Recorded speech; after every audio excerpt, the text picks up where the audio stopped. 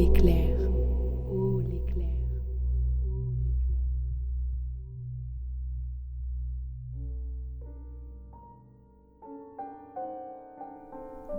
Scopolamine. Un bien étrange nom, n'est-ce pas? Étrange, pour qui n'est pas au fait des différents médicaments dont Catherine usait pour apaiser sa tuberculose. De cette fleur fascinante au ton blanc, parfois surnommée la trompette des anges, la consommation remonte à des temps immémoriaux, si l'on en croit de récentes découvertes remontant à la préhistoire. Son ingestion excessive avait pour but de créer des visions hallucinatoires. Toujours considérée de nos jours comme la drogue la plus dévastatrice, au point qu'en Amérique latine on l'appelle le souffle du diable, notons que les préparations à partir de cette plante, à mesure du progrès scientifique, permirent de calmer le mal de mer, ou plus récemment pour les cosmonautes, le mal de l'espace, et même aussi, dit-on, en vue d'élaborer un sérum de vérité durant la Seconde Guerre mondiale. En 1932, date attestée du manuscrit de Scopolamine, Catherine Pozzi savait combien la frontière est fine entre la drogue et le médicament. Elle qui écrivit dans le cadre d'une série d'articles de vulgarisation scientifique pour Le Figaro un texte publié le 3 décembre 1929 intitulé « Les venins, poisons régulateurs de la vie », dans lequel on retiendra cette phrase. Pour tout dire, et quoi qu'en dise la chimie, un poison, et superlativement un venin, n'est pas une espèce comme une autre. Elle emporte l'idée de puissance et l'idée d'intention. Quelle expérience nous rapporte son poème? Écoutons-le.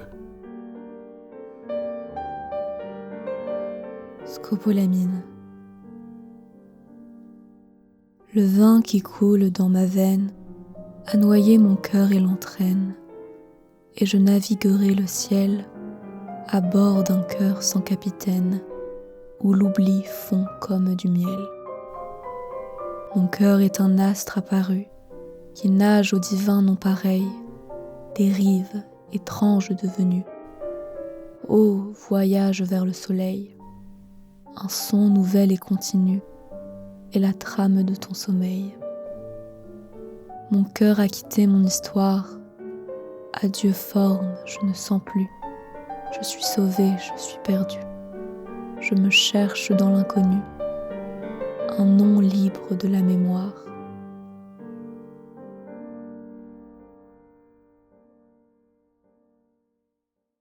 Alors d'abord, je voudrais parler un peu de ma découverte de Catherine Pozzi.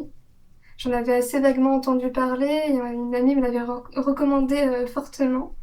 Mais surtout après, du coup, je découvre qu'elle n'a publié que 6 poèmes et relativement courts. Je me disais, ça va être très dense, va y avoir une pensée profonde qui pourrait peut-être ne pas être la plus accessible, qui pourrait être un peu hermétique. Mais avec les lectures, des préfaces et de la correspondance avec Rilke ou celle de Jean Paulhan, j'ai eu enfin une illumination.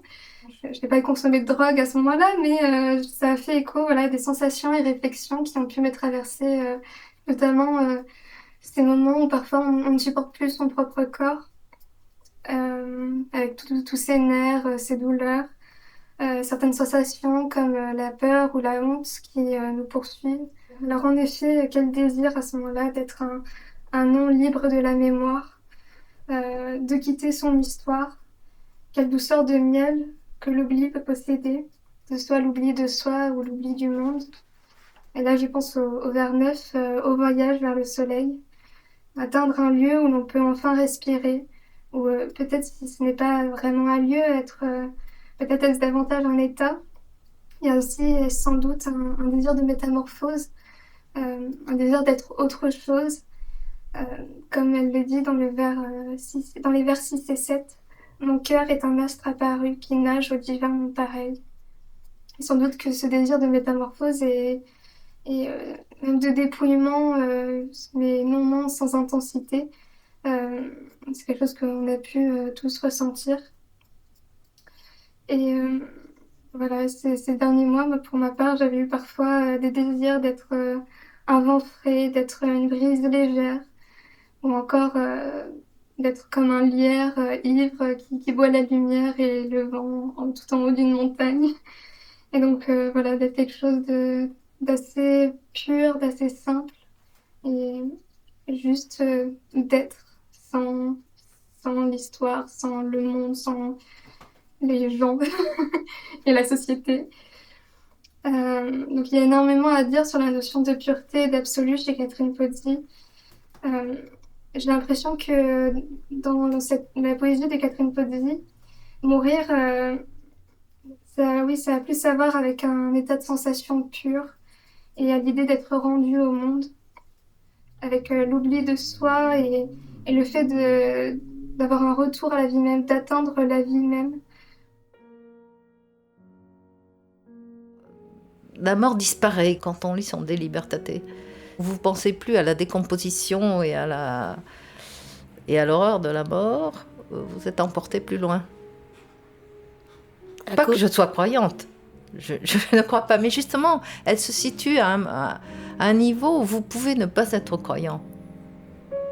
Et où elle ouvre des aspects sur, pas la vie éternelle, mais sur une possibilité de survivre à travers elle, penser à travers l'hérédité.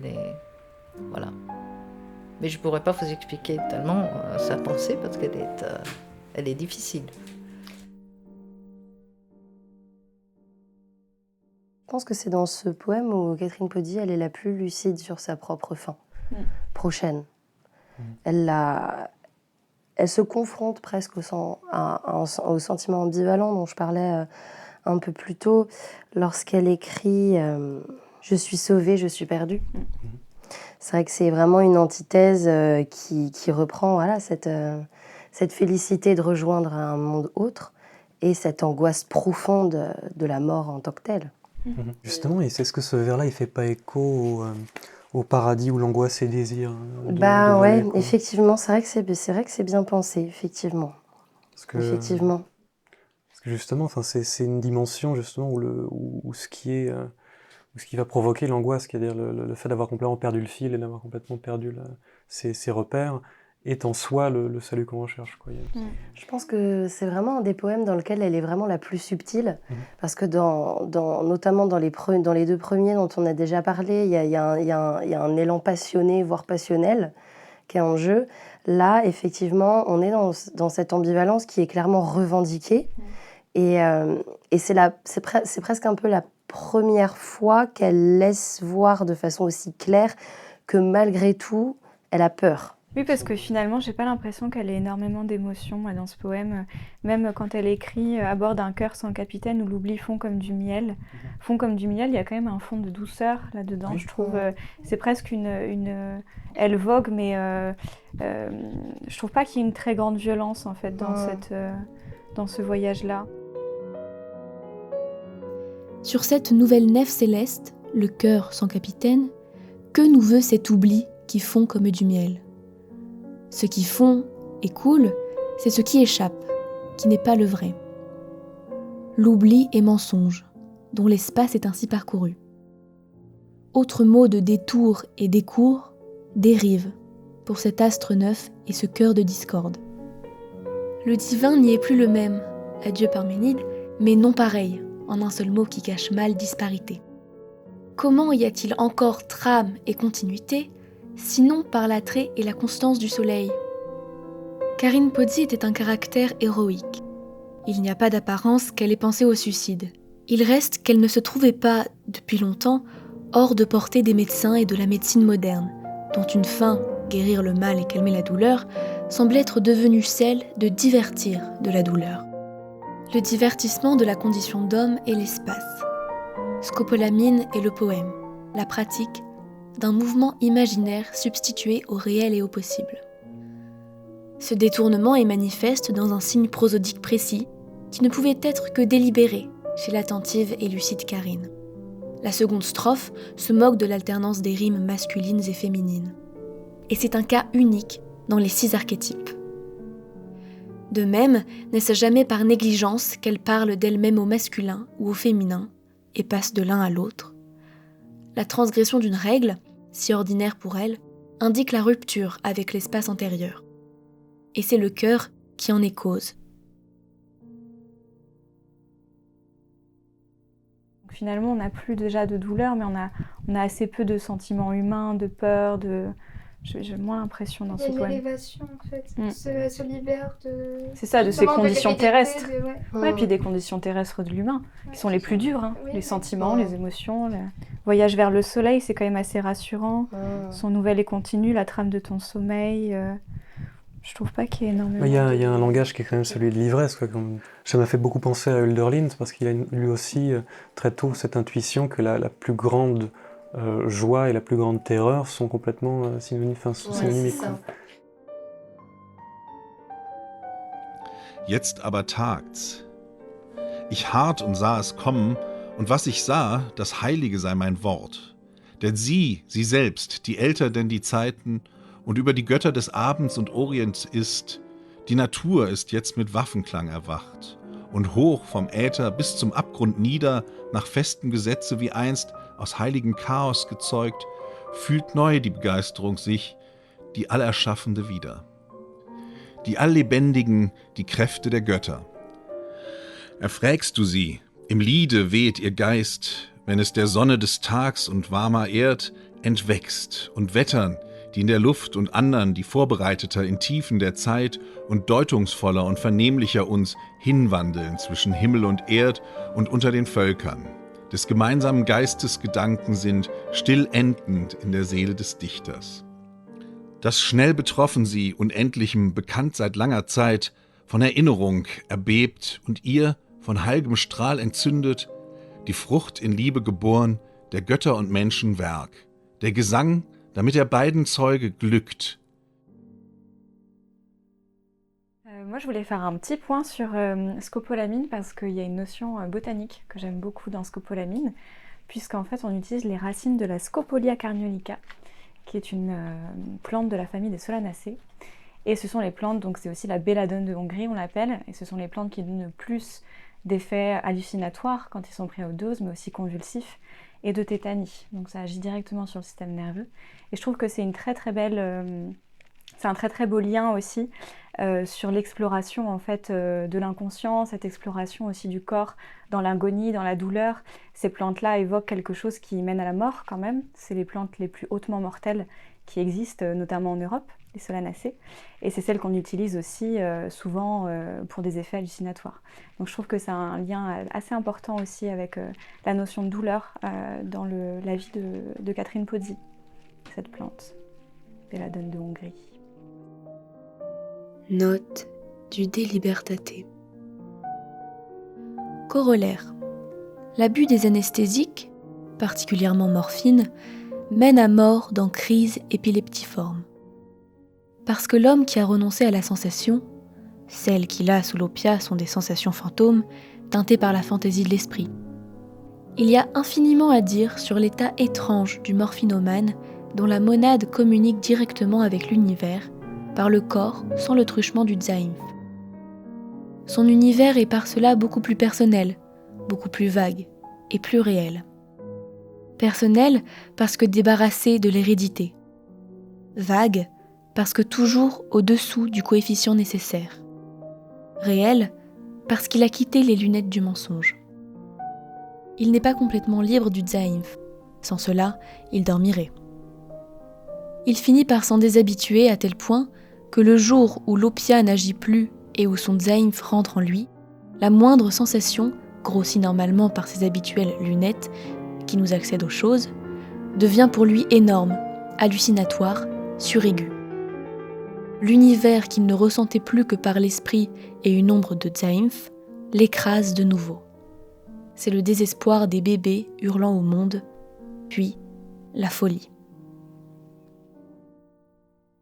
Cette ivresse aussi, elle permet aussi d'amorcer un peu le thème de la dérive, en fait, qui est un petit peu présent dans le poème, qui rappelle un peu le bateau ivre, d'ailleurs. Moi, je sens avec la thématique de la jeunesse en moi, quoi. Et puis, il y a un grand thème aussi, vin, noyer, veine, il y a quelque chose de très aquatique. À bord d'un cœur sans capitaine. Tout à fait. On a un lien très fort avec l'eau.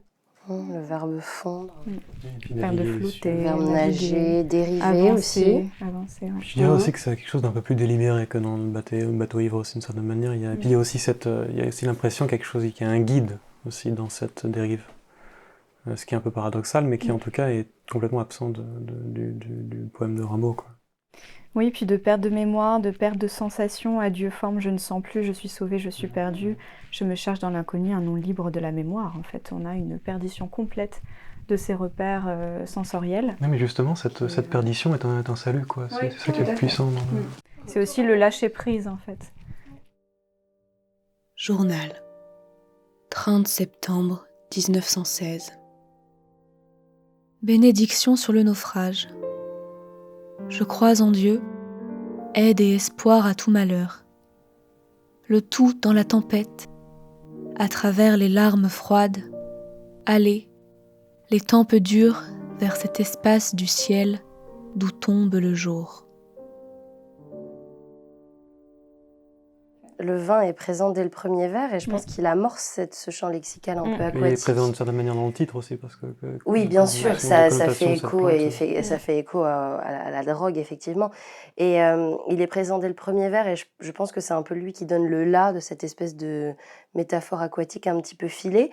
Et là, on retrouve un petit peu cette idée d'ambivalence puisque dans le vers suivant, on a le vin qui coule dans ma veine a noyé mon cœur et l'entraîne. Donc on a quelque chose de plutôt pessimiste qui ferait plus écho au caractère délétère de l'alcool et de la drogue. Mais néanmoins, je naviguerai le ciel à bord d'un cœur sans capitaine où l'oubli fond comme du miel.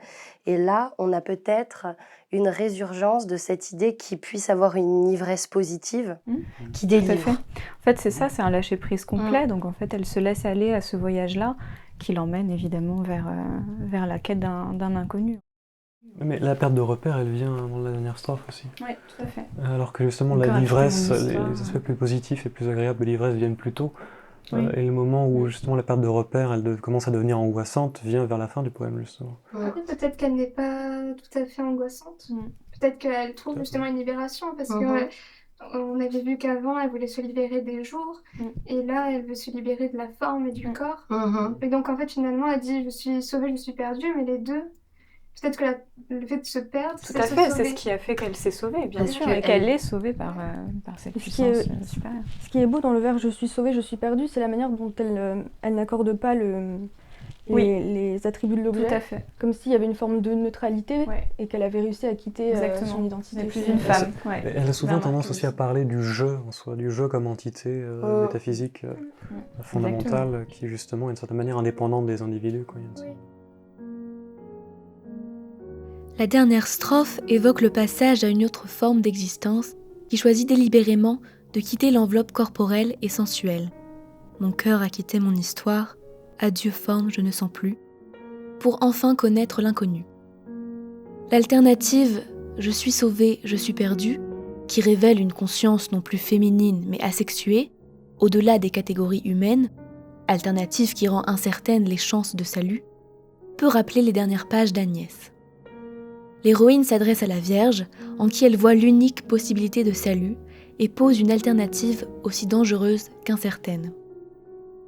Donnez-moi l'amour, Marie, je bois une gorgée, ou faites-moi mourir, Marie, je bois une gorgée. Donnez-moi l'amour, ou faites-moi mourir. La dernière phrase de la nouvelle reprend ce même schéma de l'alternative qui oppose deux faits exclusifs l'un de l'autre. Qu'elle est fraîche, qu'elle est froide. Et toute l'ambiguïté de cette fin résulte du fait de l'indécision quant au sujet de la proposition. S'agit-il de l'eau ou de la Vierge ? Et de l'interprétation à donner de cette équivalence qui n'est pas loin de l'indifférence. Et dans les deux derniers vers, elle écrit « Je me cherche dans l'inconnu », un nom libre de la mémoire. Donc effectivement, il peut y avoir le côté légèrement anxiogène de l'idée d'inconnu. Mais est-ce que finalement, cet inconnu où elle se chercherait un nom, on a un indéfini, libre de la mémoire, est-ce que ça serait pas justement la marque d'une volonté juste d'habiter un monde où tout reste à construire? Oui, où elle n'a plus d'identité en fait, elle veut changer de corps et changer d'identité. C'est intéressant parce que c'est en contradiction totale avec ce qu'il y a dans ce passé qui grandit d'âge en âge, dans lequel on est fier justement de s'imbriquer, qui est évoqué dans Vallée, quoi. Et puis dans Vallée, il y a le vin perdu, donc c'est le seul dont peut s'enivrer la personne à qui elle parle. Oui, une certaine émancipation, justement. Moi, je vois une libération, en fait, complètement. En fait, c'est ça, c'est un lâcher-prise complet. Donc, en fait, elle se laisse aller à ce voyage-là qui l'emmène évidemment vers la quête d'un inconnu. L'émancipation de son identité passée, c'est ce qu'elle veut, en fait.